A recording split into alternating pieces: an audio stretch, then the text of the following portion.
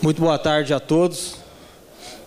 Gostaria de agradecer a oportunidade e dizer para vocês que eu vou tentar ser o mais simples possível, para que os produtores, os técnicos e as pessoas que estejam prestando atenção e queiram levar alguma coisa para o campo, para o operacional, possa sair dessa palestra com objetivo, com a ideia de que eu posso fazer.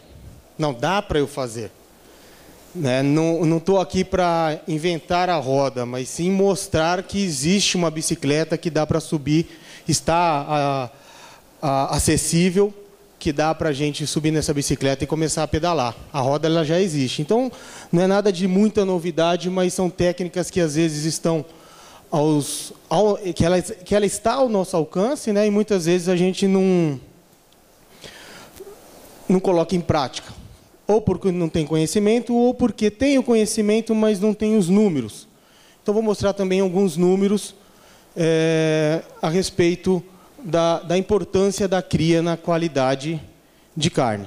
Bem, quais os fatores primordiais na produção de carne de qualidade? Então, para saber a importância da cria na qualidade de carne, eu preciso saber o que uma carne precisa para ser considerada uma carne de qualidade. Muito bem. Aqui tem alguns pontos. Idade ao abate, acabamento de carcaça, conformação, peso final ao abate, sexo e raça. Aí alguém pode perguntar assim, pô, Luciano, mas idade ao abate, eu estou criando o bezerro. A responsabilidade de idade ao abate não é minha. Está muito enganado quem pensa assim, porque quem cria o bezerro, ele leva o bezerro até a desmama. E eu vou mostrar para vocês que o peso ou a condição desse bezerro na desmama, ela tem um impacto muito grande na idade em que você consegue terminar esse animal. Certo? Acabamento de carcaça. Ah, mas eu crio, vendo o bezerro. Eu não tenho que me preocupar com acabamento de carcaça. Depende.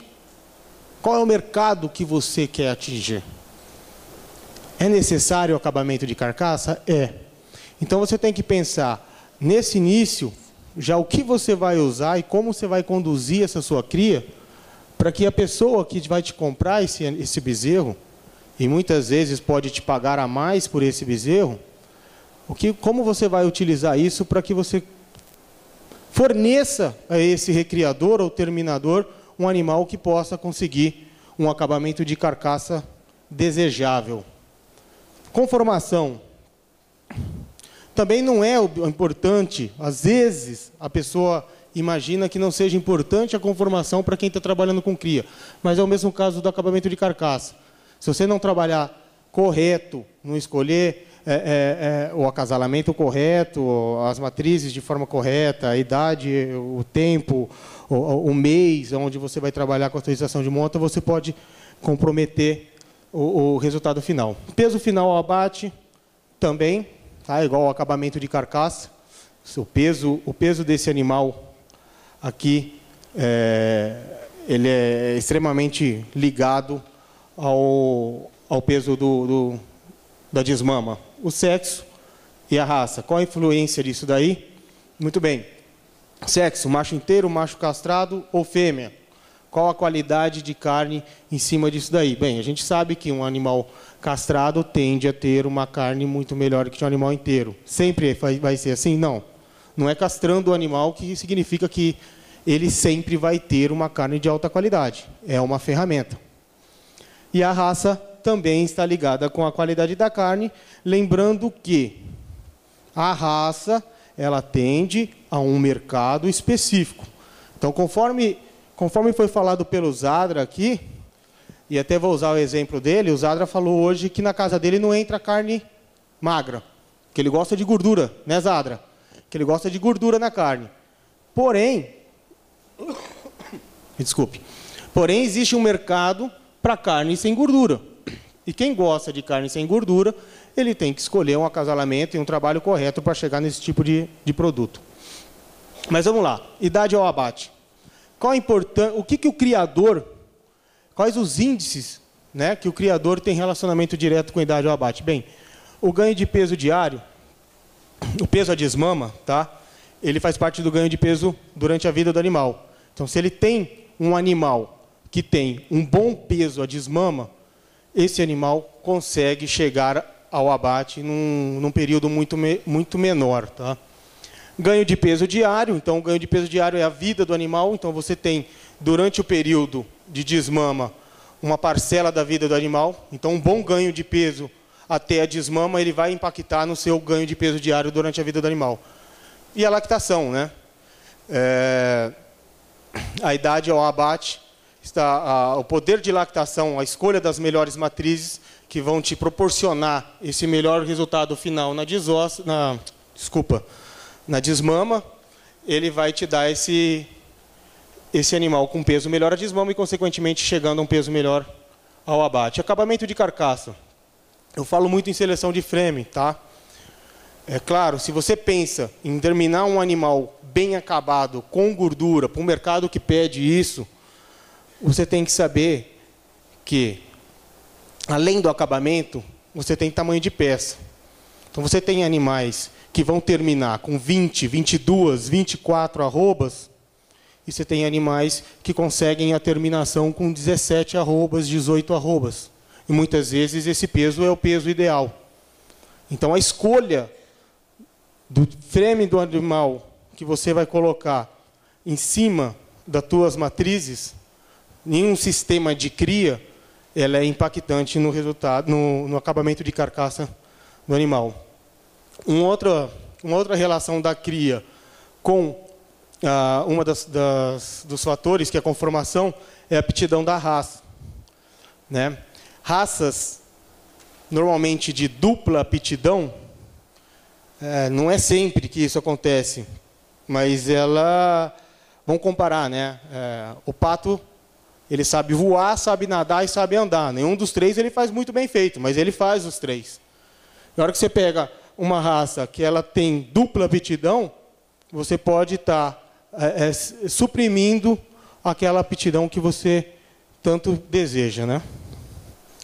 Peso final ao abate, na escolha da raça e do frame do animal, você também vai estar impactando no resultado com peso final ao abate. Então, a cria tem relação direta, a pessoa que está escolhendo o touro a ser utilizado, em cima do tipo de matriz que ele está selecionando, ele vai ter impacto direto na qualidade final do produto.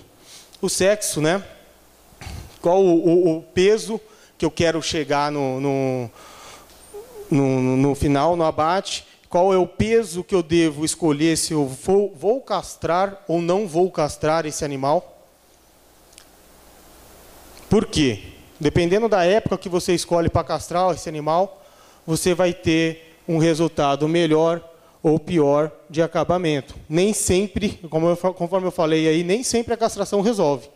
Não adianta eu castrar um animal que está faltando 30 quilos para ele chegar no peso final de abate dele. Eu estou castrando, eu estou entregando um animal castrado para a indústria, mas somente para dizer que meu animal foi castrado. A carcaça dele não é de um animal castrado. Ele viveu 99% da vida dele como um animal inteiro. Eu retirei os testículos 40 dias antes de ele ser abatido. Para quê? Porque em 40 dias dá tempo de cicatrizar e ninguém vai falar que meu animal é inteiro.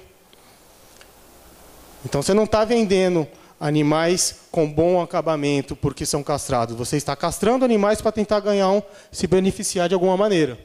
Então, isso aí está diretamente relacionado com a qualidade do produto. E a raça, né? Você tem aí hoje mercados direcionados, onde você pode escolher raças que são melhores reconhecidas e melhores comercializadas. Né? Existe mercado para várias raças, mas nós temos raças aí como a Angus, são raças britânicas que estão bem colocadas no mercado. Tem também a raça Hereford. Normalmente as raças britânicas elas são mais focadas para esse mercado de alta qualidade. Mas volto a falar, de repente o que é alta qualidade para um não é alta qualidade para outro. Então você tem direcionamento de mercado. Temos o trabalho aí com raça espanhola, se não me engano é espanhola, aonde o foco não é produção de gordura. É levar um produto diferenciado, magro. Muito bem. Qual a meta no sistema de produção com matrizes a pasto? A maioria das vezes, a maioria do produtor de cria está preocupado em colocar um bezerro por matriz, que a matriz despeje um bezerro por ano. Sim, esse é um ótimo índice. E é um índice confiável no resultado. Eu estou melhorando a minha taxa de parição. Tá? As minhas matrizes estão com bom índice de bezerro. Mas será que é só isso? É só aumentar a taxa de desmame? É só parir e desmamar o bezerro? Só isso vai resolver? Ou será que o produto bezerro deve ser considerado um produto que é quantificado? E aí a gente fala em quilo de bezerro por matriz por ano. E aí vem o impacto. Aumentar a eficiência reprodutiva. Muitas vezes, 2 produtores que têm acima de 80%, 85% de bezerros desmamados dentro do teu rebanho de matrizes, eles têm uma diferença muito grande na eficiência reprodutiva do rebanho. Aonde? No peso a desmama. E eu vou mostrar para vocês o que o peso a desmama impacta na qualidade do produto, uma vez que ele impacta na unidade final ao abate. Gente, dá um exemplo aqui, ó. A hora que eu falei de peso a desmama, tá? A taxa de desmama de um bezerro, um cenário, tá? De uma desmama, onde tem 80% de taxa de desmama. E a pessoa desmama um bezerro de 180 quilos. Ela produz 43.200 quilos de bezerro. Por que eu coloco em quilo? Porque o bezerro bom hoje ele não é comercializado por cabeça. Ele é por quilo. Você vai num leilão, onde um bezerro, você tem bezerros de 200, 230 quilos, é totalmente a hora que você vai no leilão, onde você tem animais de 180, 200 quilos. Muda, o cenário é outro. Então, hoje, o mercado de bezerro, ele é trabalhado em cima de quilo de produto. Ele é uma ferramenta. Ele é a tua matéria-prima para quem vai trabalhar com uma recria e que vai confinar ou que vai terminar um animal e que está buscando um animal de melhor qualidade, que, consequentemente, vai ser o animal que tem o melhor poder de comercialização com a indústria. Então, vamos lá, gente. Nesse cenário aqui, com 80% de taxa de desmama num bezerro de 180 quilos, esse produtor conseguiu produzir 43.200 quilos de bezerro num rebanho de 300 vacas, certo? Nesse caso aqui, o produtor B, ele pegou e aumentou a taxa de desmame dele para 85%. Ele não se preocupou com o peso do bezerro. E tem muito produtor que não está se atentando para isso. Ó. Não está se atentando para o peso do bezerro. Depois a gente vai falar rapidamente como melhorar esse peso de diversas maneiras. Mas ele não se preocupou com o peso do bezerro, se preocupou em melhorar a taxa de desmame. Ele melhorou a eficiência do rebanho dele em 6,25%.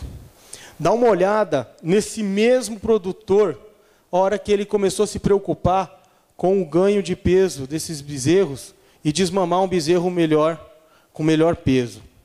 Olha só o pulo que ele teve e o incremento que ele teve em relação, enquanto ele estava com 80% e 180 quilos.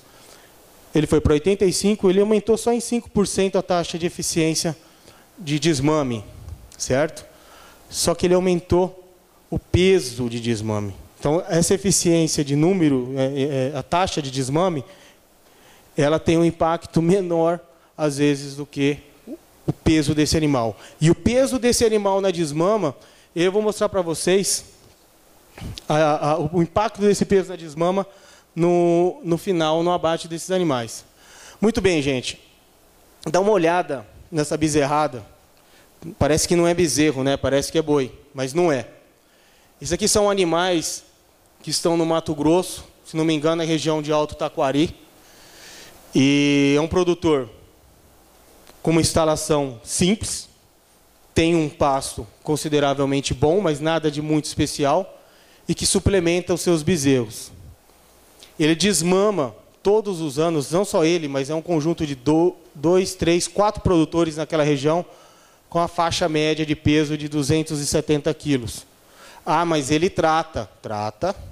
E eu vou mostrar para vocês o custo de tratar um bezerro em relação ao benefício que o produtor tem. Porque essa técnica de tratar bezerro, todo mundo já conhece. A grande pergunta é, compensa? Não compensa? Pouca gente abriu esses números, né? Então fica nessa dúvida. Bem, vou dar um exemplo para vocês de como aumentar o peso de um bezerro sem custo. Sem custo, o que eu estou falando é o custo visível, tá? Porque muitas vezes, para você enquadrar todas as vacas parindo nesse sistema, você tem um custo muito alto para encaixar isso aí até que rode redondinho. Mas você pode ver aqui a diferença de um bezerro que nasceu no mês 9 em relação a um bezerro que nasceu em janeiro, fevereiro. O impacto dessa época de nascimento em relação ao peso de desmama. O que eu estou querendo dizer aqui?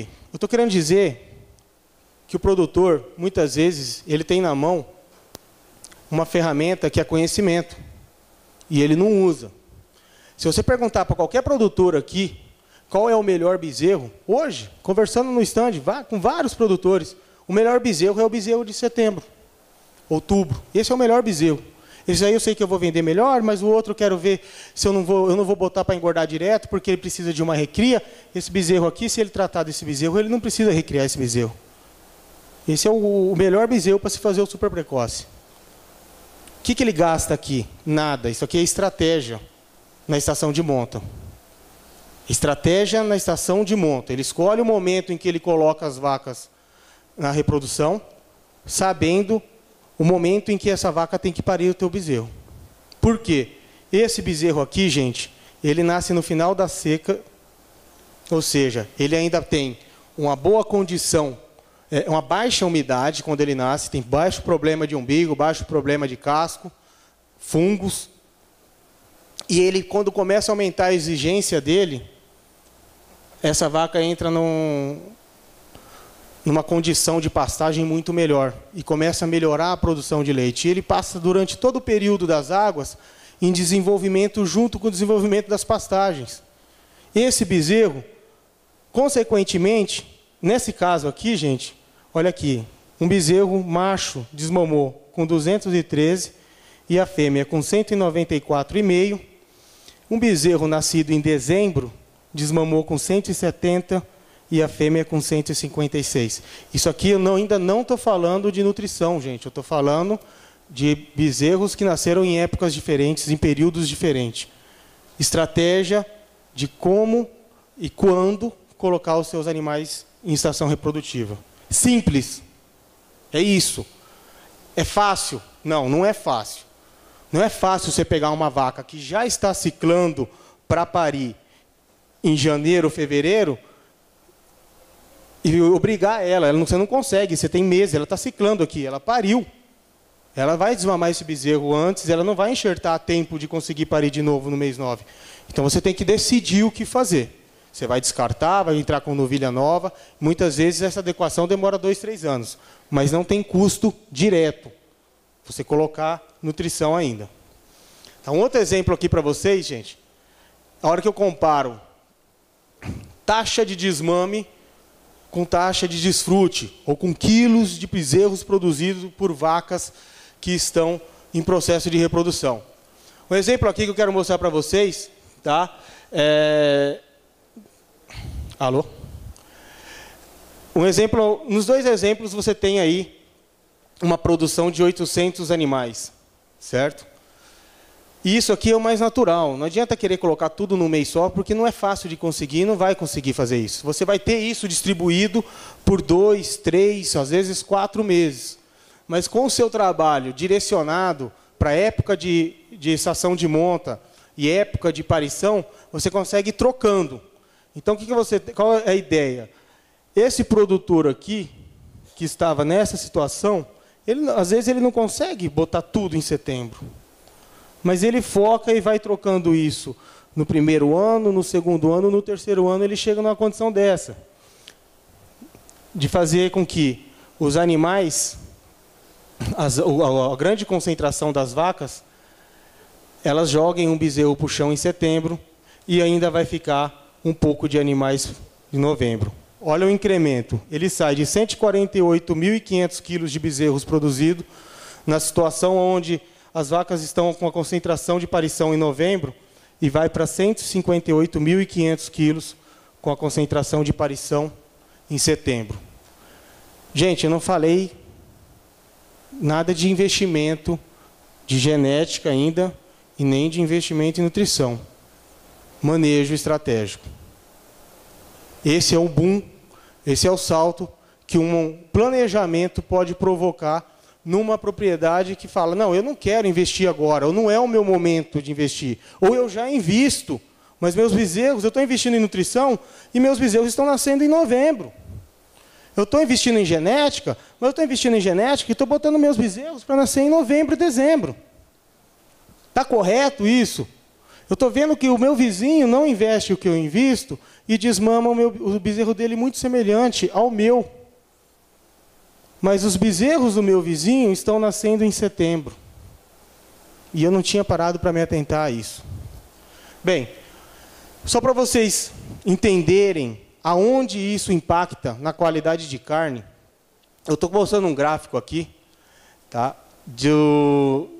Dos bezerros que nasceram em janeiro, em relação, tá? Tem dezembro, novembro, outubro, em relação aos bezerros que nasceram em setembro. Um grande diferencial na qualidade da carne e na hora de comercializar seus animais é a idade. Tá? A idade ela é considerada um grande diferencial na qualidade da carne. Então você pega aqui, os animais que nasceram em setembro, 100% deles foram abatidos abaixo de 2 anos e meio. 100% dos animais. Não vamos só falar em qualidade de carne, não. Vamos falar em giro de capital. Vamos falar no retorno do teu investimento. Tá? Não vamos falar só na qualidade da indústria, no que a indústria quer. Que animal que vocês acham que deu mais retorno? Aquele que ficou só 2 anos, 2 anos e 3 meses ali no pasto, ou a situação desse animal aonde 33,33% foram abatidos até 3 anos, ou seja, acima de 2 anos e meio, e 67% acima de 3 anos. A pecuária não tem mais gordura para queimar com animais sendo abatidos com 4 anos. Não é só a qualidade da carne, não é só onde os mercados que você consegue atender com um animal de 4 anos e os mercados que você consegue atender com um animal de 2 anos. Não estou pensando só na comercialização da carne, eu estou pensando no tempo que ele ficou com o capital investido e parado aqui na produção, na propriedade. Giro de capital. O que ele conseguiu mudar simplesmente com a estratégia de, olha, eu vou alterar a data de nascimento dos meus bezerros. Não é fácil de fazer, gente. Tem que ser feito estudo. É por isso que eu falo, é uma estratégia.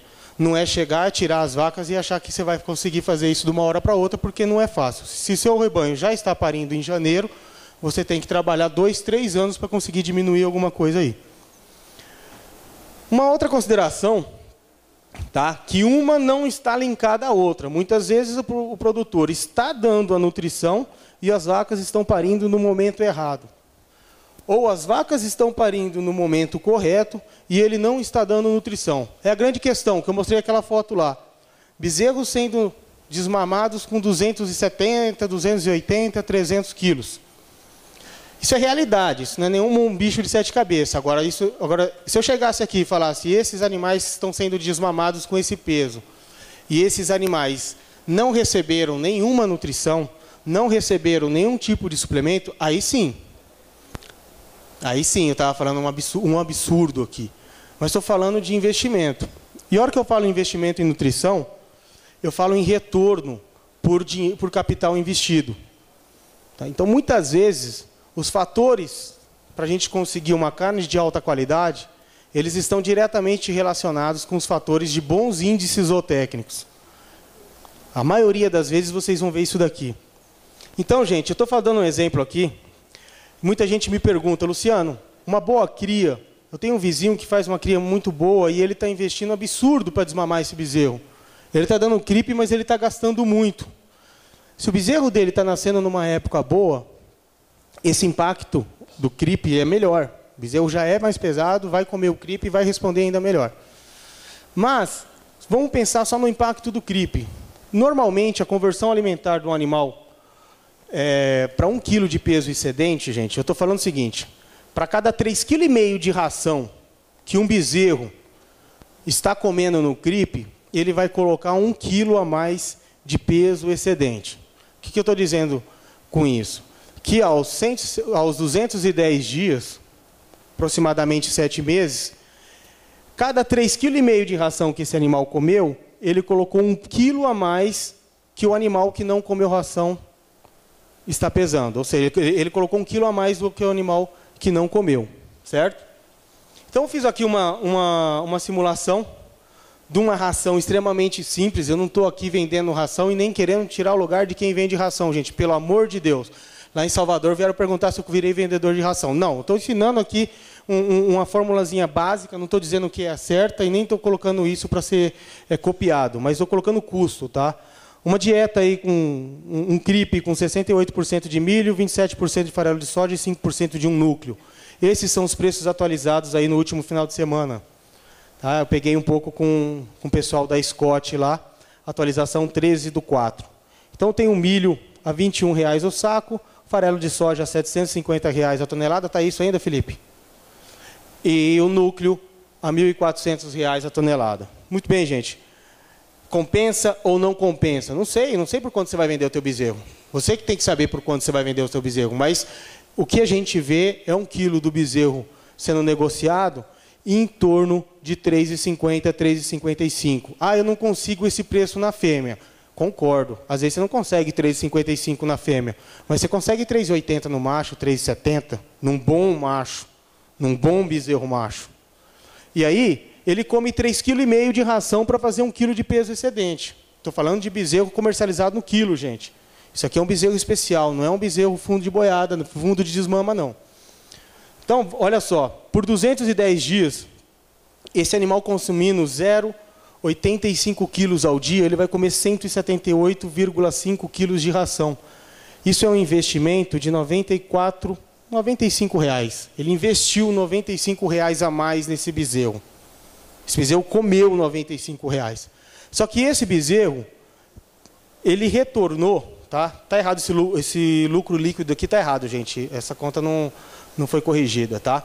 Esse bezerro custou, para cada quilo produzido, que foi negociado a R$ 3,55, R$ 1,78. Então, vamos ver o que eu estou dizendo para vocês. O bezerro come 3,5 kg, que custa 51 centavos, isso é 1,78. E a cada 3,5 kg que ele come, ele tem 1 quilo a mais de peso excedente. Esse peso excedente é comercializado normalmente a R$ 3,30 na fêmea, R$ 3,33, é arroba de macho, tá? E no macho pode ser comercializado aí a R$ 3,78, por aí. Gente, isso aqui é um exemplo de CRIP. Para quem acha que colocar CRIP na fazenda é um bicho de 7 cabeças. Não é um bicho de 7 cabeças, é uma coisa simples. Existem vários modelos e existem várias metodologias. Mas esse aqui, eu estou dando um exemplo para vocês, vou passar mais alguns. Ele é feito com tambor de plástico, ripa e caibro de madeira e cerca de arame. Esse aqui são os animais se alimentando no mesmo sistema que aquele. Tá? Muito importante ter espaço para esses animais comerem. Ter um ambiente confortável para esses animais ficarem.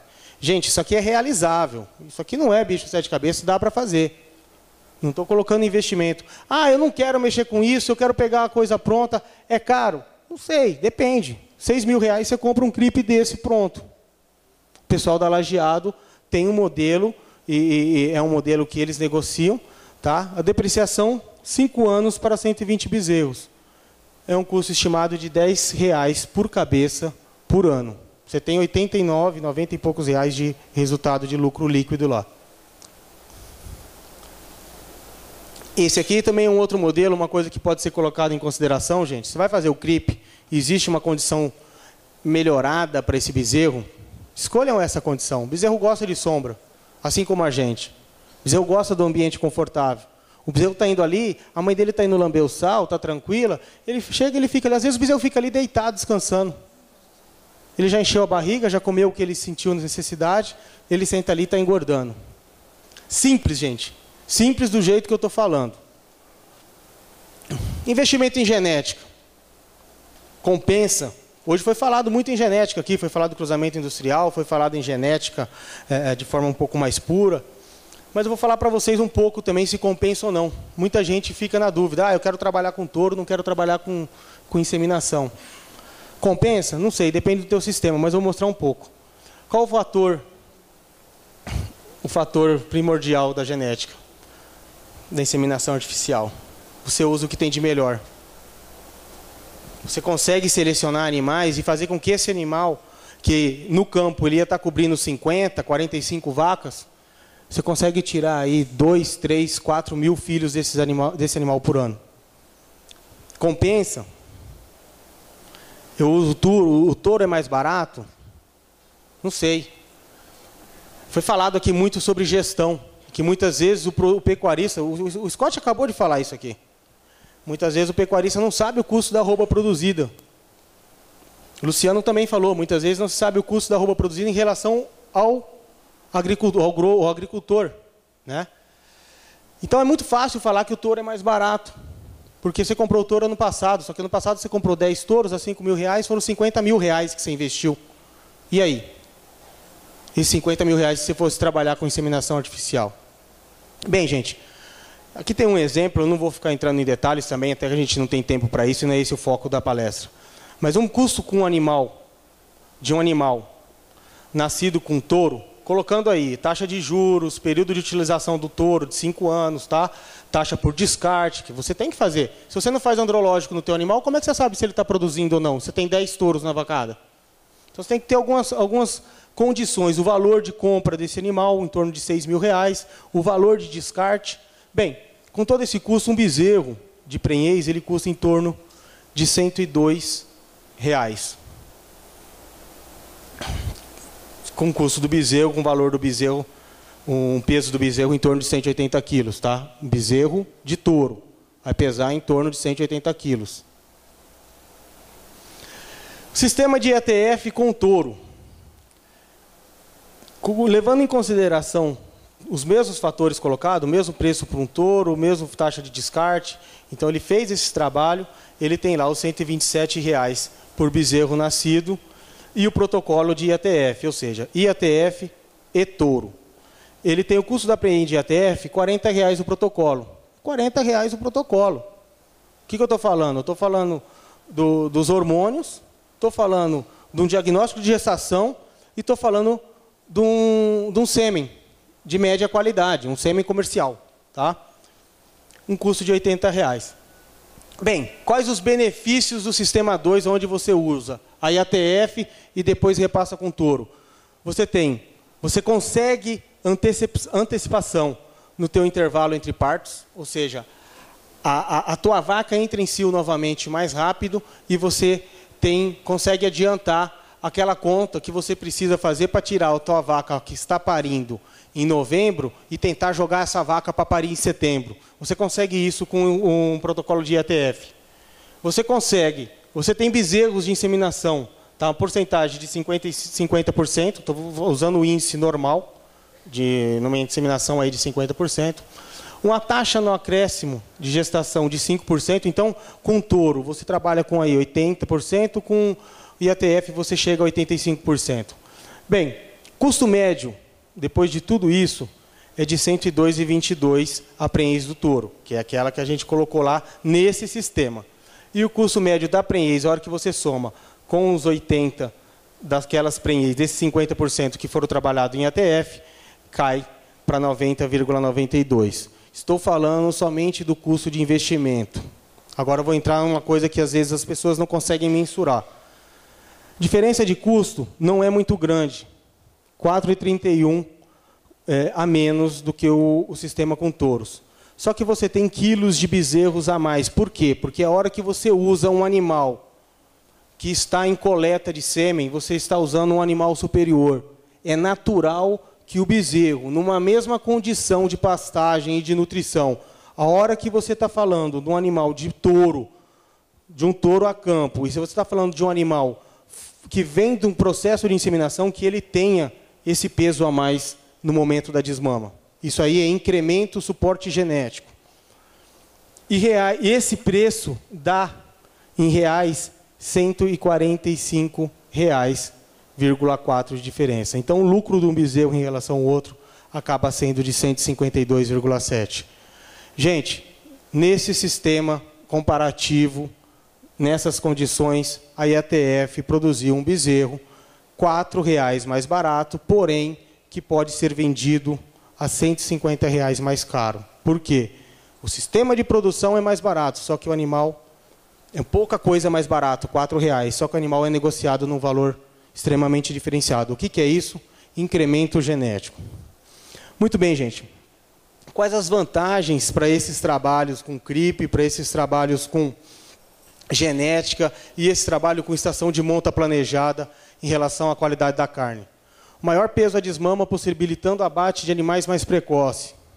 Mostrei para vocês lá que o peso a desmama interfere diretamente no peso ao abate. O peso a desmama do animal, o peso final, a idade de abate do animal mais pesado chega a ser 6 meses antes do animal mais leve. Padronização de lotes e uniformidade de peças. Gente, a hora que a gente fala em ATF, a gente está falando de sincronização de cio. A gente está falando de 200, 300, 400 vacas parindo num período de uma semana. Eu vou curar bezerro, eu curo umbigo, tudo no prazo de uma semana. Vacinação, os tratos com esse animal, eles são concentrados. Consequentemente, você tem também uma padronização total. Os animais são irmãos, a diferença de um para o outro. O pai é o mesmo. A diferença de nascimento é de 7, 10 dias, 15 dias. Aí você pega num regime de IATF. Aí você pega uma estação de monta de 4 meses, onde o primeiro bezerro que nasceu tem 120 dias de diferença do último bezerro que nasceu. Você não tem um produto padronizado para oferecer no mercado. Tá? E qual é a diferença disso na qualidade da carne? A hora que você chega no abate, você tem peças uniformes atingindo o mesmo padrão. A hora que você define o padrão de um animal, de um lote padronizado, você define o padrão de todos. E aí você consegue um abate com melhor resultado. Bem, melhor acabamento ao abate, a ETF com touros estudados, com touros melhorados. Então você consegue escolher os animais que vão produzir esse melhor acabamento. E carne mais macia, marmorizada e suculenta. Ou seja, escolher, se é para um mercado de carne macia e suculenta, escolher a genética correta para carne macia e suculenta. Outra coisa que não é vendida e que pode ser utilizada como critério de negociação é que no regime de IATF você sabe totalmente a procedência dos animais. Estou falando porque a gente já trabalha dentro de um projeto, de um programa desse, aonde a procedência dos animais ela é conhecida, aonde a hora que eu tenho algum problema eu sei exatamente de onde, que fazenda que saiu, em que momento foi feito o trabalho de inseminação. Como que eu sei o momento de trabalho de inseminação? Pelo nascimento do animal. Se tem um rebanho de 1000 vacas, você insemina com Angus e você repassa com touro Nelore. Nasceu preto, meu amigo, é da IATF. Não tem outra solução. Você está falando de vaca Nelore sendo repassada com touro Nelore e inseminação artificial com Angus. Você sabe exatamente a procedência e a data de inseminação e nascimento. Gente, um trabalho desse, bem organizado, onde você busca, através de uma tecnologia ou de outra, padronizar e conseguir ganhos no teu processo, no teu regime de cria, te dá um poder melhor de negociação, te dá melhores índices zootécnicos. Esse daqui, eu não estou falando de CRIP aqui, gente. Esses animais não é o exemplo de animal que come CRIP. Isso aqui eu estou dando um exemplo de animais de IATF. Ah, mas não são grande coisa. Não, não são. Eles têm potencial genético, mas ainda não foi explorado.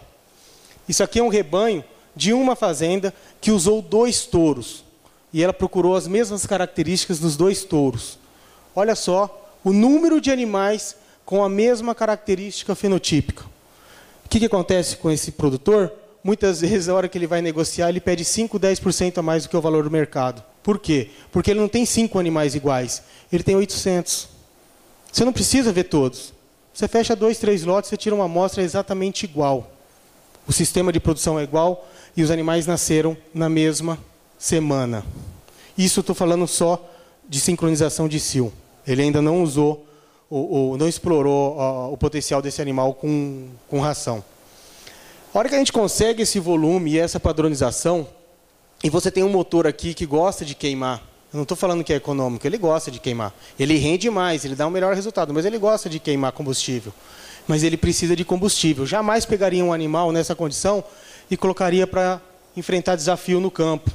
Não é essa a principal aptidão desse animal, não é isso que ele foi, não é para isso que ele está sendo direcionado. O sistema de cria desse tipo de animal não foi direcionado para isso. Foi direcionado para a exploração, para que a gente explore todo o potencial genético e a uniformidade do lote. Por que eu botei um preto e um vermelho? Justamente para mostrar que isso aqui não é uma raça ou um tipo de animal só que faz. Isso aqui é sistema, é estratégia de trabalho reprodutivo. Os animais são iguais, isso é uma régua. Se você olhar de cima, a altura da cernelha desses animais, não dá 20, 10 centímetros, não dá nada, não dá 5 centímetros de diferença um para o outro. Por quê? Padronização de lote. Esse cara tem poder comercial? Ele tem poder comercial na hora de vender o bezerro, ele tem poder comercial na hora de negociar o garrote, e ele tem poder comercial na hora de levar um produto desse. Se ele não tiver poder comercial, ele já está ganhando, porque a condição de um animal é a condição dos outros. Então ele não vai ter, como diz o mestre Raul, dente de cachorro, cada animal de um tipo, né? Um diferente do outro. A ideia é que todos os animais atinjam o padrão mínimo necessário para a carne de alta qualidade. Nós estamos falando de cria, no efeito da cria na carne de alta qualidade. A carne de alta qualidade é conseguida com um animal desse, gente. Ele tem genética para carne de alta qualidade, ele tem sistema de cria, ele nasceu num regime de inseminação para carne de alta qualidade, ele tem nutrição para carne de alta qualidade e ele teve manejo para alta qualidade. O que acontece? Eu tenho padronização, volume e regularidade. E a hora que eu tenho um sistema bem definido de produção, que deve ser começado na cria, não pode ser começado depois, senão ele não vai ser nunca 100%. Tá? Um sistema bem definido de produção, a gente consegue certificar uma carcaça. Como? Eu tenho critérios mínimos para certificação. Acabamento, peso, grau de sangue, genética, grau de sangue, tá? E idade, me desculpe. A hora que você junta essas características e coloca isso tudo abaixo de um guarda-chuva, você tem um mínimo de qualidade que todas as carcaças que receberem aquela certificação estarão dentro desse sistema. E aí eu estou falando de agregar valor, gente. Não é agregar valor à indústria e à carne, estou falando do produtor rural, que conseguiu um animal muito mais padronizado, que conseguiu um animal terminado em 20, 30%, com 20 a 30% a mais de eficiência no tempo, e que conseguiu um animal que se enquadrou a 80, 90, 95% no processo de certificação, aonde ele foi remunerado por isso. Por quê? Existe um sistema de certificação. Se o produtor conhece o sistema de certificação e consegue se adaptar a isso, ele vai ganhar dinheiro. Ganha-se para o animal que recebeu essa certificação. Neste exemplo. Temos só essa com certificação? Não. Existem outras certificações. Mas isso, quando você tem um sistema de certificação que você consegue volume, que você consegue regularidade e padrão, você pode definir uma marca, definir um produto a ser levado para o consumidor final e poder exigir desse consumidor final um diferencial de preço que vai refletir na possibilidade de pagamento em toda a cadeia. Então, para quem fala que não adianta pôr gordura porque ninguém paga, esse é um exemplo de que a gordura, que paga-se pela gordura. Paga-se pela gordura, paga-se pela idade, paga-se pelo peso, paga-se pela genética. Agora, existe um sistema bem definido, aonde quem quiser trabalhar dentro desse sistema de certificação pode estar recebendo. É só esse sistema? Não, gente. É padronização. E, normalmente, as características que são pedidas nesses sistemas, nos diversos sistemas de certificação, elas pedem um processo padronizado. Estou dando um grande exemplo aqui, 2 grandes exemplos, né? Para ninguém falar que eu falei só de um produto. Nelore natural também a gente trabalha com Nelore natural. E também tem um sistema de certificação. São mercados diferentes, mas são produtos com padrões definidos, que conseguem ser comercializados de forma diferente, e por isso é possível que o produtor rural receba, uma vez que o padrão de carcaça do animal dele se encaixe em uma dessas 2 certificações. Bem, gente, o que busca-se para se formar uma marca que seja possível ser reconhecida pelo consumidor e transmitir esse valor para a indústria, que acaba sendo o caminho a transmitir essa informação para o produtor e dizer o que ele deve fazer desde o processo de cria para chegar ao produto certificado. Frequência, regularidade, padrão e volume. Não adianta eu montar uma marca hoje, comercializar essa marca com um padrão de qualidade altíssimo e amanhã não existe mais a marca. Ou amanhã, por necessidade de mercado, eu não sigo os meus critérios de certificação, começo a não exigir do produtor, ou seja, não, esse aí está mais ou menos meia boca na gordura, passa, eu te pago e certifico. Ou esse daí você me vende ele passou na idade. Não funciona desse jeito. Um projeto desse, ele nasce, e a marca só pode sair depois de 2 ou 3 anos. Não dá para você trabalhar num projeto desse, inseminando vaca, orientando o produtor como fazer um processo de cria bem definido e achar que isso daí, no ano que vem, você já está com um produto no mercado. Você pode colocar seu produto no mercado, mas se não tiver essa parceria de cria com o produtor rural, você não tem constância para garantir o fornecimento desse produto ao longo do tempo. Isso aqui, gente, é volume. Padrão, regularidade, volume. Isso aí possibilita que uma marca seja criada e possibilita que você tenha força na tua marca. Qualidade. Ah, fantástico. Tem gente que não gosta. Mercados. Tem um mercado que quer esse produto. Hoje é o que está pagando mais. Amanhã pode ser o inverso. Amanhã pode pagar por animais magros sem gordura nenhuma. Ótimo. Vamos fazer um trabalho para começar a trabalhar, para começar a comprar animais magros e sem gordura nenhuma. Bem, gente, quem que paga a conta para a indústria para que ela possa fazer um processo de certificação e remunerar, orientar o produtor para que possa remunerar a carcaça certificada desse produtor? É aqui. É a pessoa que enfia o garfo e a faca nesse bife. O consumidor final. É ele que dita o que ele reconhece como melhor valor. E é ele que paga a conta. Então não adianta a gente querer produzir. A hora que eu falo de produção direcionada, é você saber o que você está produzindo, para quem que vai comer o teu produto, e essa pessoa ter percepção de valor e paga mais, e ela sustenta toda a cadeia. Não adianta eu fazer um produto, orientar o produtor a fazer um produto e tentar empurrar isso no final da cadeia, porque não desce goela abaixo. Quem tem dinheiro paga para comer o que ele quer comer. Bem, esse aqui é um exemplo do reconhecimento das marcas, tá? Como produto nobre. Esse é um outro exemplo de um restaurante muito famoso. Então, a percepção por conta do produtor rural, do consumidor final, em cima da carne de alta qualidade, ela já existe. Agora precisa se definir bem o processo e ampliar. O processo estando definido, é só replicar o que já existe. Muito bem, gente. Essas são minhas palavras. Gostaria de agradecer aí e me colocar à disposição aí na mesa redonda que vai começar agora. Muito obrigado.